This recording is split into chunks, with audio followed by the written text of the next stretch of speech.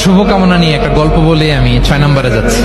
এক লোক মাগরিবের নামাজের আগে তার বন্ধুর জন্য দোয়া করতেছে, আল্লাহ আমার বন্ধুকে তুমি একটা সুন্দরী, রূপবতী, গুণবতী, নেককার, মুতিয়া, কানিতা, জামিলা, রায়া, একজন রূপবতী নেককার স্ত্রী দাও আল্লাহ। কতদিন ধরে তার বিয়েটা ঝুলে আছে, আল্লাহ তুমি ব্যবস্থা করে দাও, সুন্দরী, নেককার, আল্লাহ আল্লাহ। তো সে তো তার বন্ধুর জন্য প্রাণ ভরে দোয়া করতেছে, আর তার স্ত্রী ওয়াইফ পাশেই ইফতারি রেডি করতেছিল। এই দোয়া শুনে মহিলা তো তেলের ওখানে জ্বলে উঠছে, দৌড়ে আসে বলছে, এই তুমি কিসের দোয়া করো, রাখো। সে বেচারা মোনাজাতের মধ্যে তো ভরকে গেছে, ভয় বলে কি হইলো, আমি তো দোয়া করতেছি আমার বন্ধুর জন্য। তো মহিলা বলে, তুমি কি মনে করছো আমি হাদিসটা জানি না?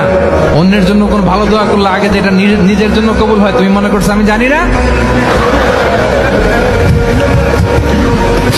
তুমি ভাবছো হাদিস শুধু তুমি একা জানো, আমি জানি না? না, কি সব দোয়া করে এগুলা? আল্লাহু আকবার।